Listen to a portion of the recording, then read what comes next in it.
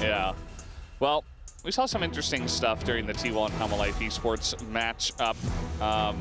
Let's see what we get in this one, and if we even get towards a Game 4 and a Game 5. One thing to note for you guys who have missed out or not paying as much attention, that's totally fine, along for the ride, but it's double elimination now. So even if you lose here, you've got a chance in the lower bracket to make a comeback. So we'll see who is forced down there today. Okay, big moment already is the fact that we haven't seen Skarner or Kalista looked at so far. Only compound one, but at this point, I think we might end up seeing, you know, on Thursday, the Game 5, when we had T1 against HLE, yeah, they left the both open for a trade. Renata banned by D+, which makes me think they kind of want Skarner, potentially. Zig's going to get banned. So if you take Skarner here, they can take Kalista, but they can't take Renata. Nico is still an option. Elise isn't an option, so not as many pairings available for that Kalista. And you know, Nongshim, you've given over the Skarner. You have to take Kalista in return. We've seen this matchup, you know, it was the Kalista team that did win, but I think it was pretty close. You know, that final game, T1 HLE, definitely came down to the wire. I also think Owner had kind of a rough game on the Skarner. Definitely not his best. We've seen him have great games on it before, but, you know, we'll have to see and judge how Lucid does on it in this game, assuming it goes into the jungle, which it should. Kalista, the very obvious choice here. It was nerfed slightly on this patch, still very strong, you know, but like they lowered the stun duration on his E from 1.5 seconds to 1 second. So, you know, he's still very powerful. That's not going to change that, but it does mean he is a little bit more, you can deal with him a little bit better. Now, toying with the idea of the Maokai for the Rumble, I think for Kingen is an absolutely massive pick. So this is kind of one of the gambits you can have on red side. Is you give over a really strong first pick, sure, but with so many power picks open, you get 2 in return, and you have to be happy with that exchange, with that trade. Yeah, and I remember at the top of the group battle, I forget exactly who it was, but somebody left Skarner open. It might have been BNK. One of the teams just left it open. They got absolutely rolled, and we were all very unhappy about it. But in this specific scenario, you can see what Nongshim are going for. And you don't have to deal with it for the rest of the series. Well, that's actually an interesting thing because, you know, with Nongshim being red side game 1, we saw, you know, the T1 HLE series, they traded sides basically the whole series, and, you know, you end up on red side more if you start on red side. Yeah. They don't have to ban Kalista and Skarner for the whole series now. Those two, we've seen so many games in the LCK Cup where those 2 picks are mandatory bans on red side. They're now removed from the equation, so it actually gives a lot more power over to red side. And obviously in the LCK Cup, we've seen blue side favored. It's like 60% win rate. In the LPL, red side is 58% win rate. It is their favored side, so yeah. A little bit interesting. We'll see if it changes the dynamic this series. Now, D+ locking the Ambessa, pretty big pick for Shiwa there, and also Ari for Showmaker. He's proficient on the pick. Not really sure on the angle here. I often like seeing Ari paired up with things, you know, like Ari Vi is really powerful. We've seen Ari Viego for the double reset mechanics. Doesn't really have that same pairing. And Maokai comes in return from Nongshim. Could be a flex between support and jungle, so has options there. A nice one to take and then be able to ban before the next set of picks. And I think here you can just look to target bot lane picks, particularly AD carries in this situation. They get rid of the Varus. Could ban away the Ashe, but I think, you know, Eamon can play Ashe, but it's not really a premier pick for him. I don't think he's really sold as that much performances, so maybe the Ezreal could be something you ban away. I think that's a good shout. I mean, maybe Ezreal, you can kind of do things on the Kalista to that if you do end up in the same lane, but really depends on the Ezreal play in that one. We do have the Yone banned as well, because Fisher technically has not picked just yet. Still always flex potential, but I think in this case it's very obvious that none of those champs are going into the mid lane. Yeah, interesting we don't see any more bans towards support. I assume we get mid lane on 4 from Nongshim, and then 5th pick will be counter pick for Lehens. They do end up banning away that Kai'Sa there, which I think, again, a huge pick for aiming, so definitely a nice denial on that one.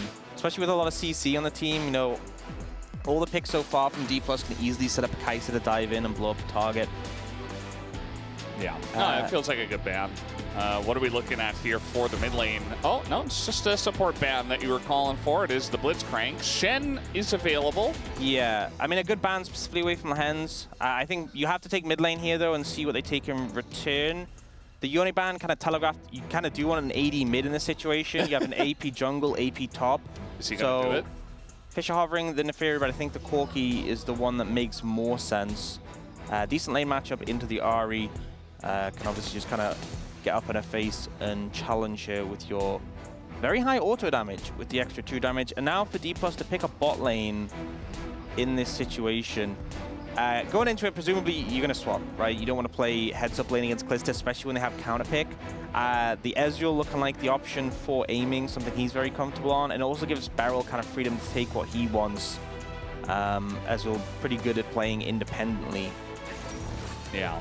Ezreal makes a lot of sense for aiming here based on the bans, based on what's left available, and on the player. Into Rumble Maokai as well. Just the Arcane Shift, being able to get behind, you know, like your Skarner, so you don't get caught by the root into the Equalizer, can go a long way. There's a lot of team fighting power from Nongshim so far. Poppy picked up a barrel, a lot of value into the Kalista, and immediately the Nautilus answer from La Hen. So, considering they left it till counter pick, till last pick, I mean, Nautilus Kalista is fine. Like, it's good, don't get me wrong. And you're playing it to 2 immobile carries. The ult's going to have a lot of value in shutting those down. But, you know, Poppy very comfortable into the Nautilus, can interrupt his dredge line with your W. I think, you know, for leaving the support pick, especially with a player like La Hen's, I was expecting something maybe a little bit more. But either way, end up securing that. Overall, I think the team fighting power of Nongshim is kind of insane. Lot of strength in that 5v5, a lot of early power as well with the Kalista, with the Rumble. But if they do, you know, obviously in any situation fall behind, your Intra Skarner is going to become super tanky, and Bessa, Ahri, Ezreal definitely can run away with the game. I think Nongshim, honestly, I would give them a slight edge in terms of how the draft is played out, but definitely still playable for D+. Yeah, I don't mind what D+ have built either. I think the Poppy is really a key one. You know, it's going to be good into the Nautilus, but the ult value is pretty insane. You know, when Nongshim are trying to attack you, they're going to be running in a straight line. They're going to be following the Maokai ultimate. It's very easy to line up at least one knock away, maybe even multiple. And we know that Beryl loves the pick in the support role, and you said he could play pretty much anything. He's going to be alongside the Ezreal, and I really like it in this situation. Yeah, I think honestly, Poppy and Skarner together, so much power to slam people in the walls. Absolutely. Well, guys, we're ready. The top of the rim for game number 1.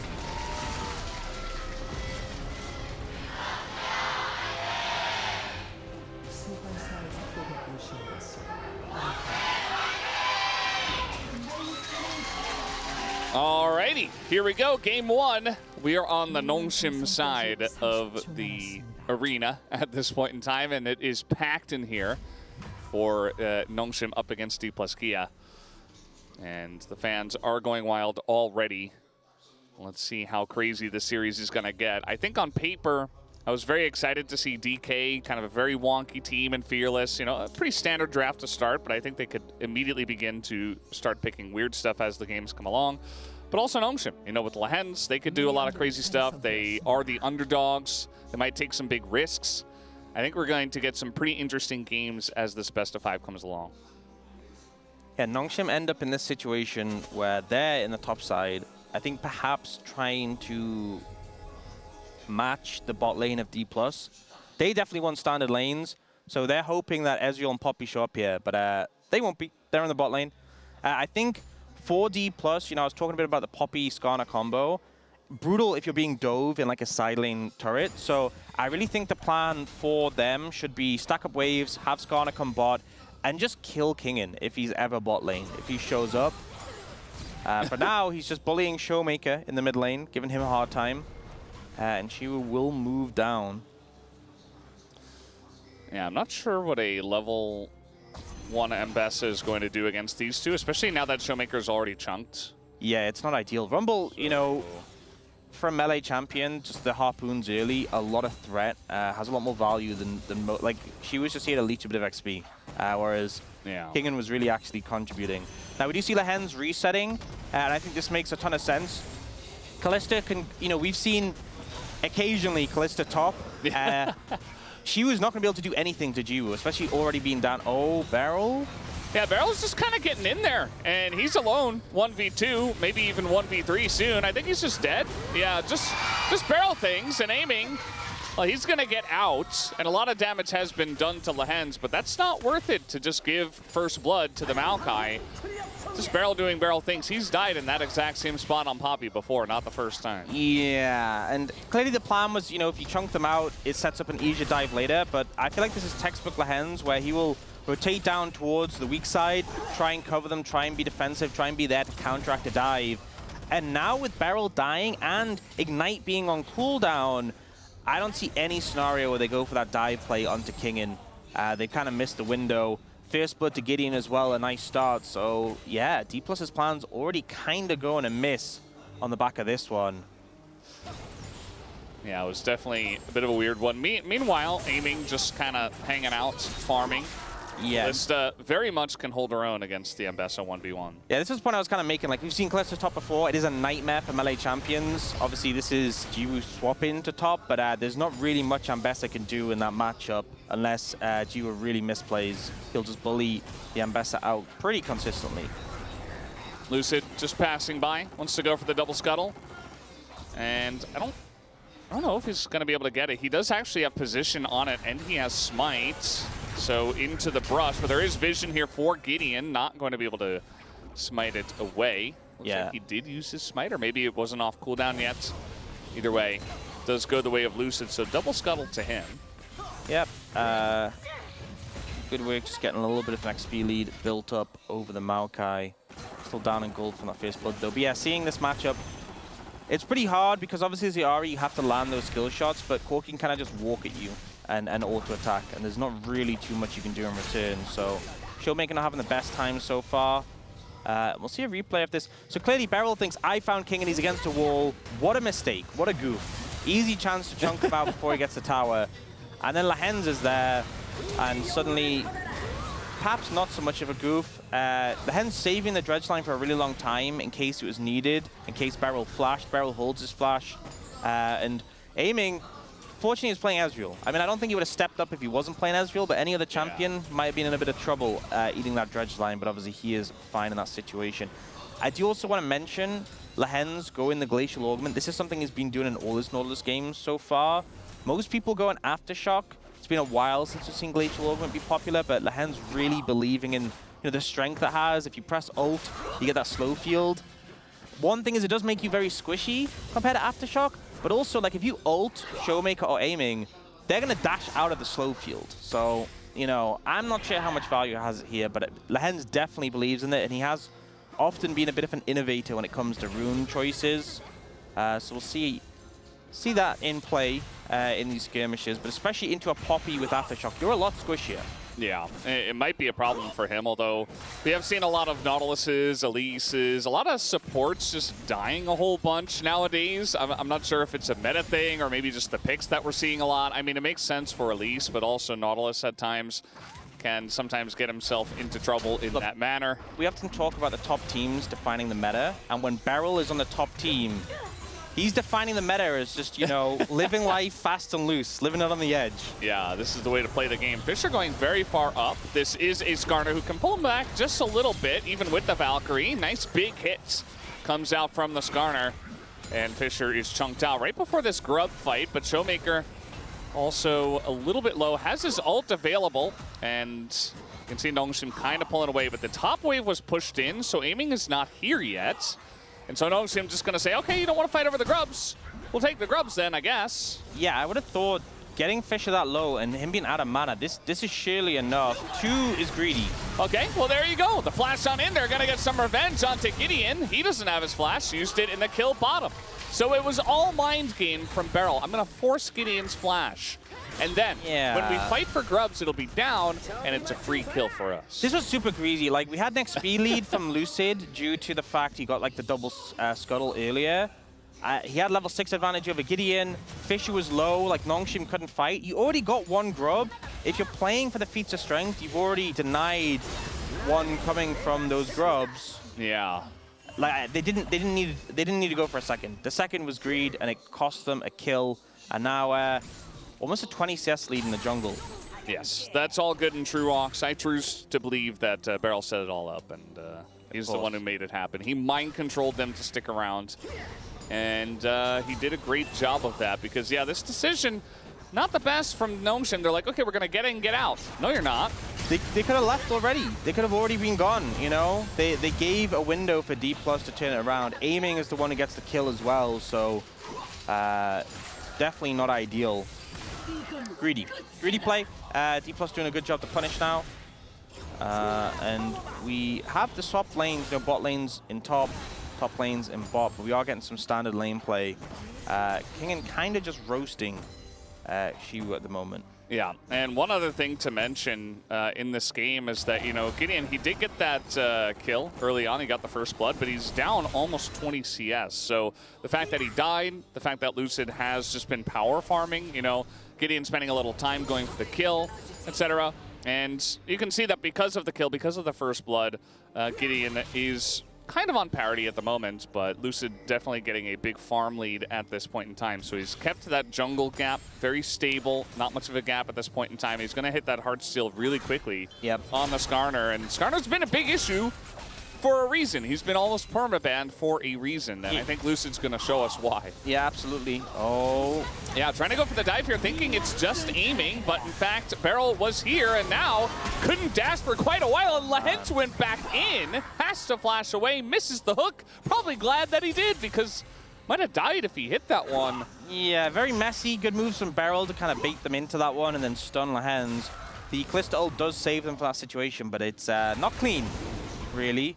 Lucid just going to start up Dragon, and you know, you were talking before about the jungle lead being kept kind of neutral in terms of gold, but Lucid does have an XP lead over Gideon. I think it was a bit under a level before. But yeah, just a bit ahead in terms of pace. Should be able to pick up this first Dragon as well. Is a Hex Tech, which, you know, if you're hoping for a good soul, getting rid of the Hex Tech option, not ideal. Hey, I mean, the buffed Chemtech soul, still available, Ox. True. That's a good soul now, right? Yeah. 2%. 2% is a number. It is a number that did go up rather than down, so must be good now. Xiu, nice respect here, actually. I don't know if he's still going to live, but he has sensed that something is wrong, as now just going to try to ult over that, and yeah, he just is going to die now. Is he, though? A lot of dashes do come in. They're trying to save it for Kingen, and eventually he runs out of all of his dashes and flashes and does go down. I think burning the ultimate to try and make an escape with that completely fine. The right move, honestly. And then you can flash after that, and he's probably out. I think once the ultimate doesn't connect, accept the fate. Don't burn the flash. Kind of a you're doomed situation. Yeah. Even if he did flash over the Maokai, which was clear the goal, you're just gonna get rooted. Lahens was there, wasn't even needed, you know, for the follow-up in this situation. I think, like here, he looks for Gideon. Gideon does a great job of sidestepping. He obviously tries to flash the Maokai. I mean, he doesn't know Lahens is there, but I think you're probably just going down anyway. Like, Kingen still had his ult. Yeah. I think it was a little bit greedy from our rookie player, but yeah, still fine. D+ moving up towards the top side of starting these grubs early. Gideon doesn't have his ultimate available. Big tool not there for Nongshin. Yeah, so they get the kill onto Xiwu, and that's really going to accelerate Kingen. He kind of gets to do whatever he wants in that lane now. You see Gideon, he would love to get one, but they're just going to call it off and say, no, we're just not going to go for it. We don't have the tools. We don't have our Nature's Grasp, so let's just give them away. That does mean that DK hit 4 grubs, and they will get another objective point in the Feats of Strength, but kind of an interesting way to play around your fed Rumble in this one, I would say, by giving up the grubs to make the play happen and feed Kingen. Yeah, I mean, Go in here. Even the knockup's coming in. A big follow-up from the rest of DK. A lot of players coming up to the top side. Nice hook here from Lahens, who's just trying to body block. The Fate's Call coming in. But now Showmaker joining in on the fight, and they have the damage to Equalizer. Pretty good, but they all just step off of it. The follow-up not there just yet for Kingen. Hook coming in, and now Showmaker thinking about trying to take down Lahens, but it's not quite enough damage, and Kingen, he has to respect the 1v4, and he will just have to back away from that fight. Yeah, I feel like maybe if Fish had come in, it could have been a different story. A lot of low health bars, but Kingen, they're a bit too late. It felt like Nongshim were a little divided. D+ very much sticking as a unit during that one. A lot of Summoner's Burn, I think, is the real takeaway from that fight. We see Beryl starting off. You know, hard for the Kalista to do anything against that CC combo initially. But then the Skarner comes in. Lehens does a good job of interrupting it, trying to buy time for his AD carry. But so much is burnt initially. Jiwoo's so low, Lehens is so low, Gideon's dead. Kingen turns up, but the fight's already kind of over, and he's like, well, I'm here.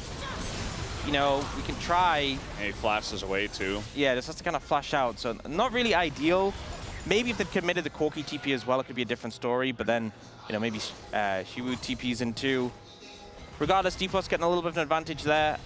They are now 1 kill and 1 neutral objective away from having those feats of strength. I will say though, definitely feel like the decision they made before to not fight the Grubs, you know, Grubs did get nerfed in this patch. Feats of strength, I feel like teams have kind of realized they're not a deal breaker. Yeah. If you get them, it's nice. If you don't, it's like, it's not worth throwing the game over. So I think if D+ get it, it's obviously a positive for them, but I think Nongshim choosing not to fight the Grubs is fine in that situation. Although obviously if they'd not gone for the Ambassador, maybe they could have. But, you know, feels like that fight on the top side wasn't really ideal. I think maybe focusing on how you want to set up the fight is going to be a big thing. Because we talked already how Nongshim have a really strong team fight setup. Haven't seen it really on display yet, though. Yeah, it's been a lot of side fights or just, you know, getting caught out in some cases as well. So we haven't really seen a big team fight just yet. So we've got time. It's still a very even game. It's a difference of about 300 gold.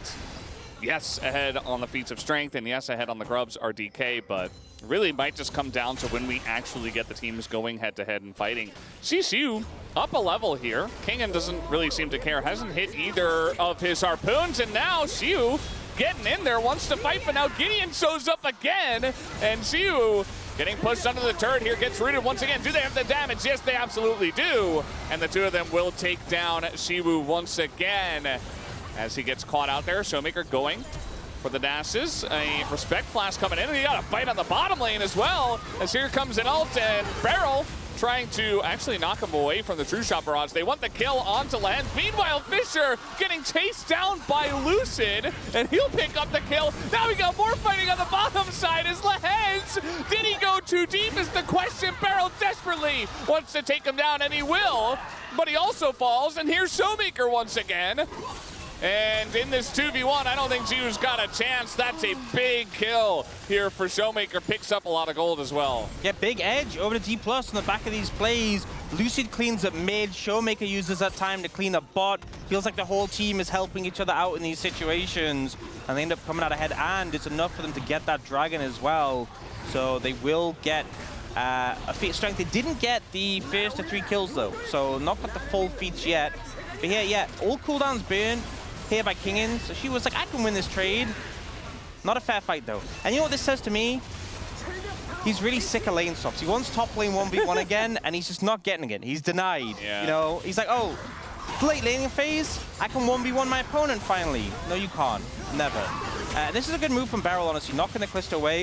I think a lot of players would have just knocked up the Kalista, but he's like, we can just kill the Nautilus in the other situation. And then here, Lehens goes in, and 40 doesn't connect the Q.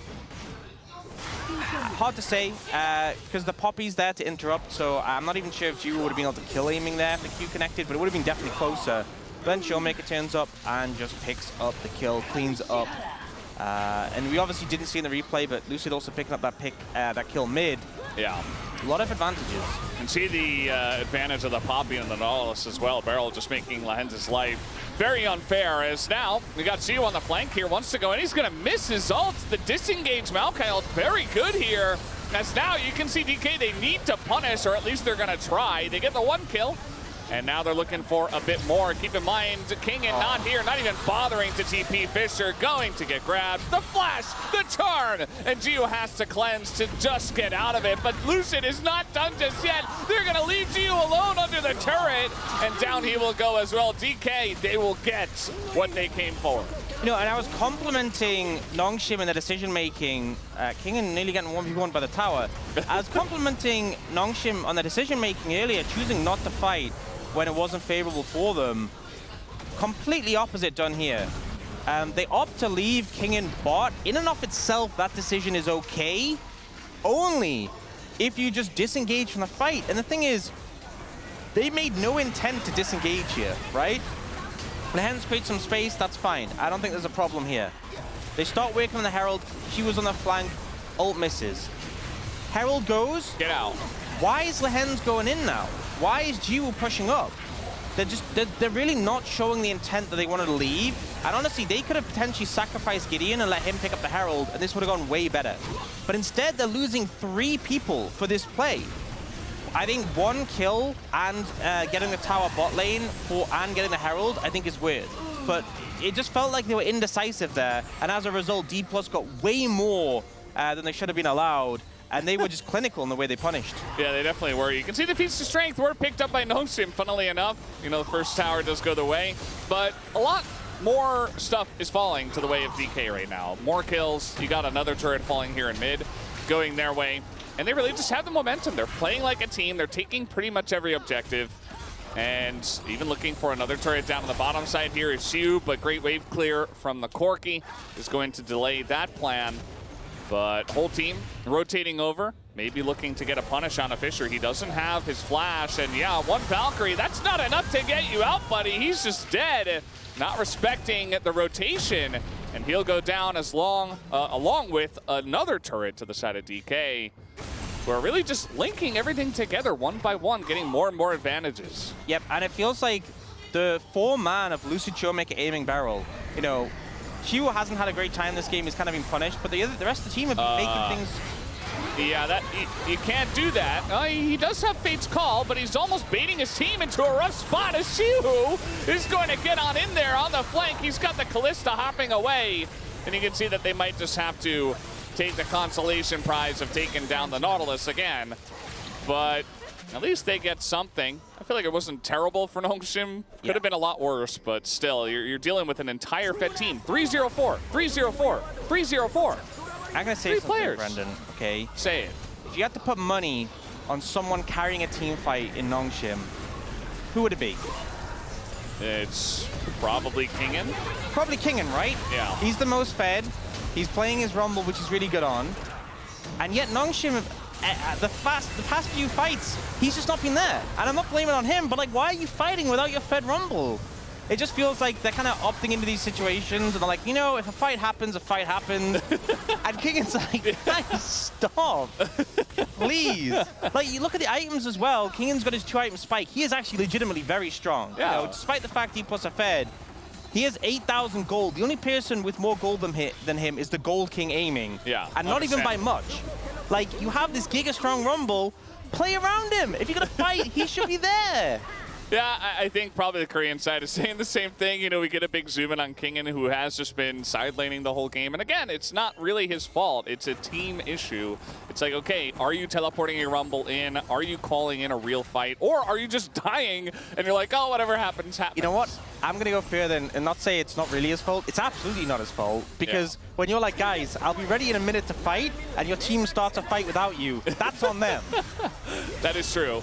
Well, he's trying to get something done by himself here. It's not really going to happen. He does chunk out Xiu.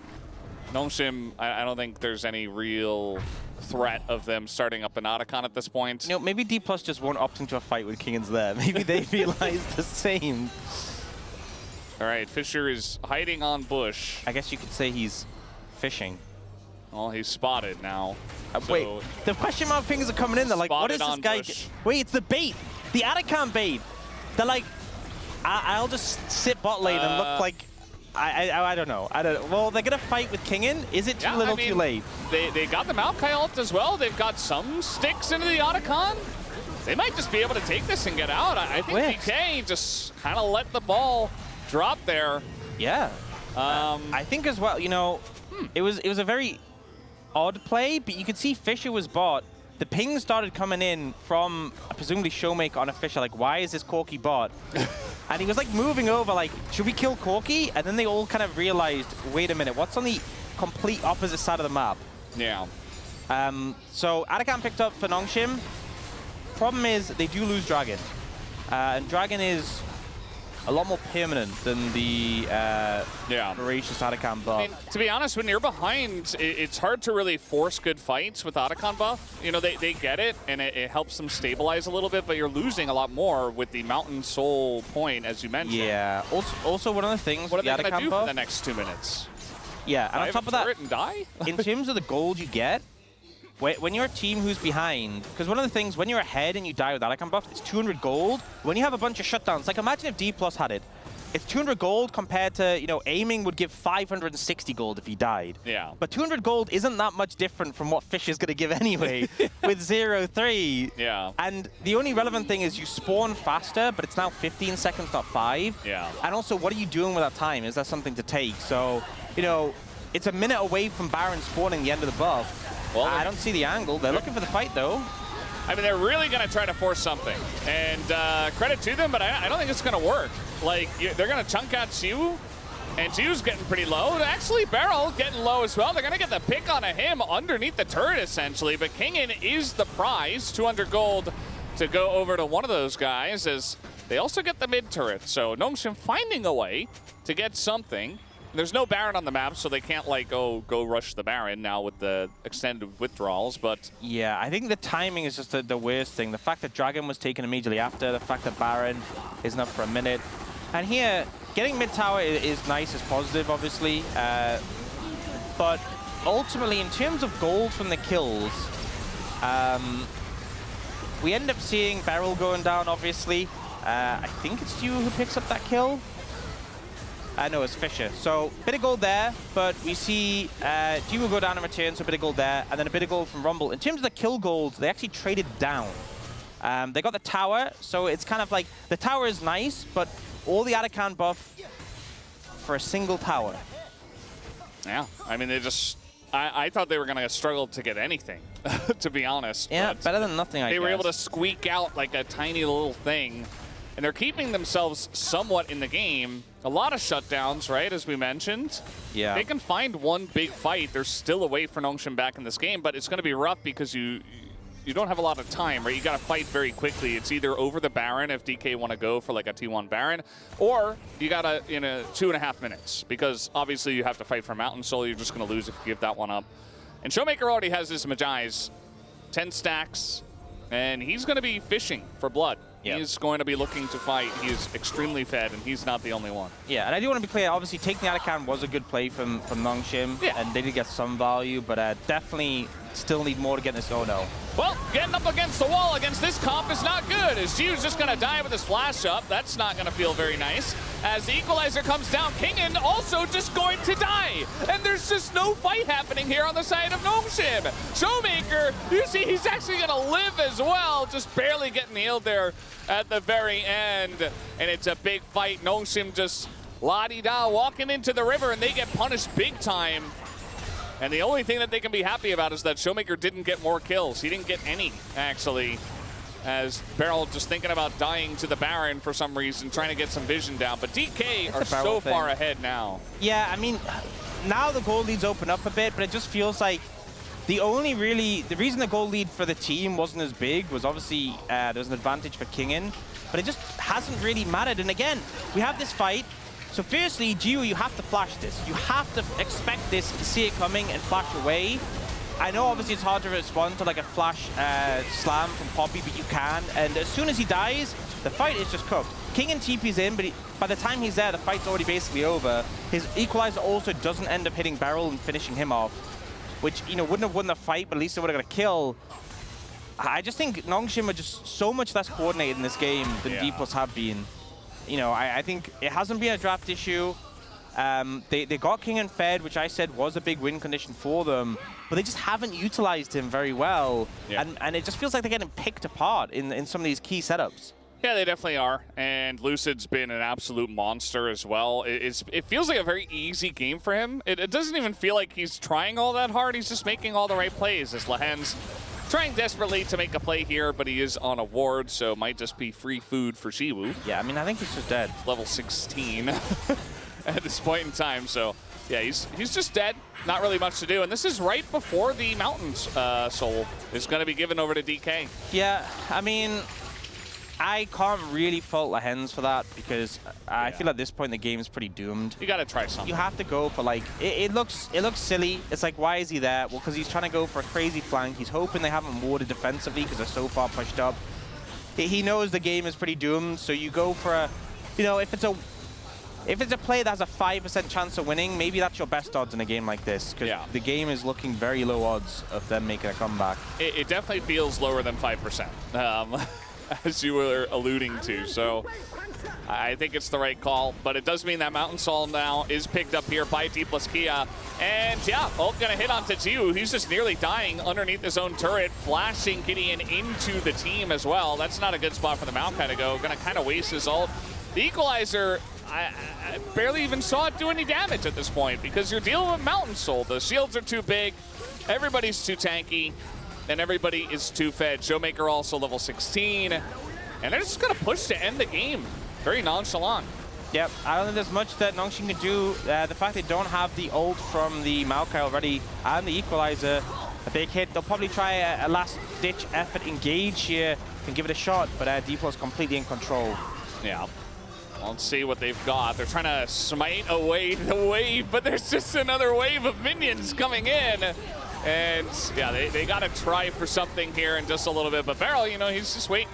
He's got his finger on that W key. He's not actually in position to block that one, but it doesn't quite matter. The Fate's Call does come out as now Barrel is going to pull King and or rather Gideon back into the team. Big Impale at the same time, and Lucid will go down as the health bars here on the side of DK not super healthy, but they have the damage, and they will eventually finish off King in, and they will look to finish off this game as Fisher desperately just dying to the Gold King, who needs more gold, of course.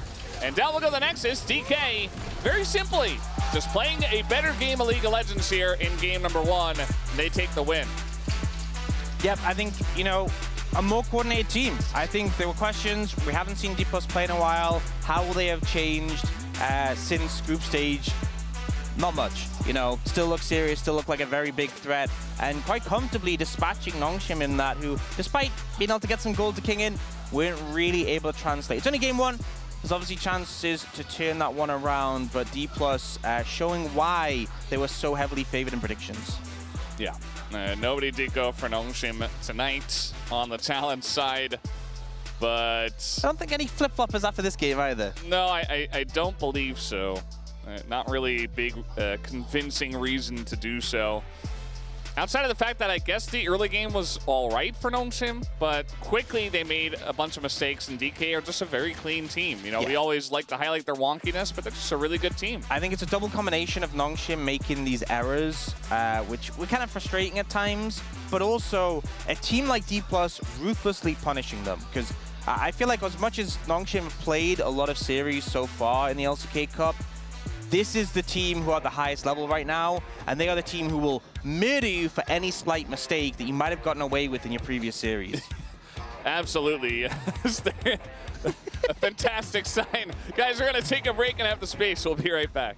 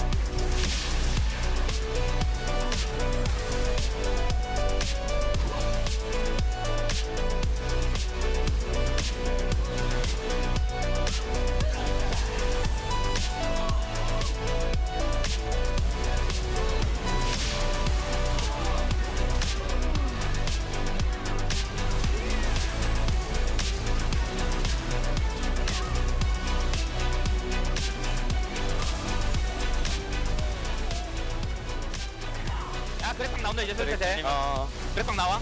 얘 봐도 되게. 야 아예 서 있어줘 용야. 서 있어. 아니 대보면 안 돼. 칼리. 에이 가만히 있어 가만히 있어. 가만히 있어. 얘네 박아야 돼. 지금 포자 갖고 와도 되고. 얘네 박아야 돼. 얘네가 박는다. 천천히 괜찮아, 좋아. 노트 노플. 천천히. 좋은 듯? 야 마우. 나 여기 봐줘, 여기. 여기. 여기. 나 매혹돼. 빠지면 돼. 빠지면 돼. 럼블. 적공돼. 적공. 럼블. 나이스. 기가 집 갔다 텔로 와. 코르키 높여. 이게 무조건 걸렸어. 코르키랑 칼리 높여. 하나만 나 앞뒤 좀 막아줄게. 매혹. 노텔. 나이스. 들어가. 들어가. 아 너무 많아. 건영 박아.